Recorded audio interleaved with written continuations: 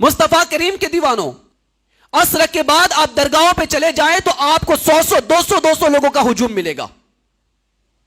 اور کافی تعداد میں لوگ ملیں گے، اور مردوں سے زیادہ عورتیں ملیں گی، حتیٰ کہ عورتوں کو مزار پہ جانا ناجائز ہے،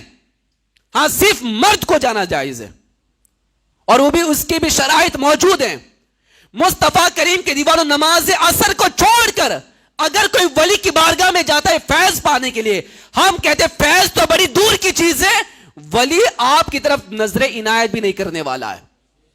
فیض تو بڑی دور کی چیز ہے۔ اس لیے کہ نماز فرض ہے، پہلے فرض کی پابندی کرو، پھر کسی ولی کی بارگاہ میں جاؤ۔ اگر فرض کی پابندی کر کے جاؤ گے، مانگو گے نہیں تب بھی عطا کر دیا جائے گا، مانگو گے نہیں تب بھی دے دیا جائے گا، اس لیے کہ تم فرائض کی پابندی کر کے آئے ہوئے ہو۔ بغیر نماز پڑھے آپ جائیں تو پتہ چلے گا 100 200 لوگ مزاروں پہ پڑے ہوئے ہیں، نماز عصر چھوٹی ہوئی ہے، مغرب چھوٹی جا رہی ہے، اور مزار پہ بیٹھے ہوئے ہیں۔ ارے تم جس ولی کے مزار پہ بیٹھے ہو، وہ ولی نماز فرض تو فرض، کبھی اس نے تہجد بھی نہیں چھوڑی ہے، جس کے راتوں کے اندر نفلیں پڑھی جاتی تھی، جس کی اشراق ہوتی تھی، جس کی چاشت نمازیں ہوتی تھی، جو تہجد کی پابندی کرتا تھا، تم ایسے ولی کی بارگاہ میں نمازیں چھوڑ کے بیٹھ جاتے ہو۔ قسم خدا کی، نماز چھوڑنے والے پر ولی کبھی نظر عنایت فرماتا ہی نہیں ہے، نہیں فرماتا۔ اجمیر شریف چلے جائیں، روزانہ آپ کو ہزاروں کی تعداد میں لوگ ملیں گے، ہزاروں کی تعداد میں لوگ ملیں گے، ان ہزاروں میں سے صرف 10% لوگ ایسے ہوں گے جو جماعت کے ساتھ نماز کی پابندی کرتے ہوں گے۔ وہاں پر جا کر بھی لوگ نماز نہیں پڑھتے، وہاں پہ جانے کے بعد گھومنے کا خیال ہے، صرف فاتحہ پڑھ لیا تو سمجھو میں نے کوئی بڑا پہاڑ توڑ دیا ہے۔ مصطفیٰ کریم کے دیوانوں، یاد رکھیں، اللہ کا ولی فاتحہ سے خوش نہیں ہوتا، اللہ کا ولی تمہارے 51 یا 21 کے پھولوں سے خوش نہیں ہوتا، اللہ کا ولی تمہارے 101 کی چادر سے خوش نہیں ہوتا۔ اللہ کے ولی کو راضی کرنا ہے تو جو مشن وہ ولی لے کر آیا تھا وہ مشن تو بھی چلانے لگ جا، وہ اللہ کا ولی خوش ہوتا ہوا نظر آئے گا۔ اس کے مشن پہ عمل کرو، وہ جو لے کے آئے تھے اس پہ عمل کرو۔ یقیناً آپ مہینے میں ایک بار چھٹی پہ جاتے ہیں، میں کہتا ہوں روز چلے جاؤ، اس سے انکار نہیں ہے،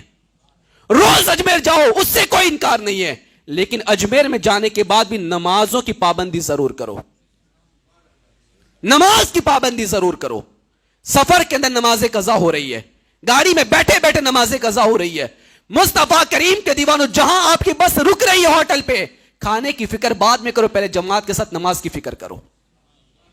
تب تمہارا سفر اجمیر کامیاب ہو جائے گا، اور نظر عنایت آپ کی طرف ہوگی کہ میرا چاہنے والا میرے مشن کو لے کے آ رہا ہے،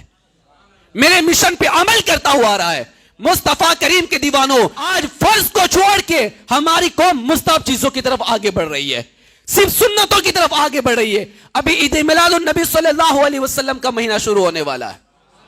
آپ دیکھیں گے بڑے بڑے جھنڈے لٹکیں گے ہر گھر کے اوپر، اور 200 500 روپے کی لائٹیں بھی لگے گی، لگانی چاہیے،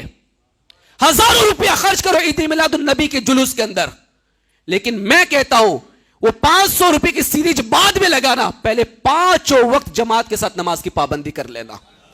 اس لیے کہ میرے نبی نے یہ نہیں کہا تھا کہ جھنڈا لگانا میری آنکھوں کی ٹھنڈک ہے، میرے نبی نے یہ نہیں کہا تھا لائٹ لگانا میری آنکھوں کی ٹھنڈک ہے، میرے نبی نے یہ نہیں کہا تھا جلوس نکالنا میری آنکھوں کی ٹھنڈک ہے، ہاں میرے نبی نے یہ ضرور فرمایا ہے کہ نماز میری آنکھوں کی ٹھنڈک ہے، نماز میری آنکھوں کی ٹھنڈک ہے۔ میں کسی چیز کا انکار نہیں کر رہا، وہ سب کرو، لیکن سب سے پہلے نماز کی پابندی ضرور کیا کرو،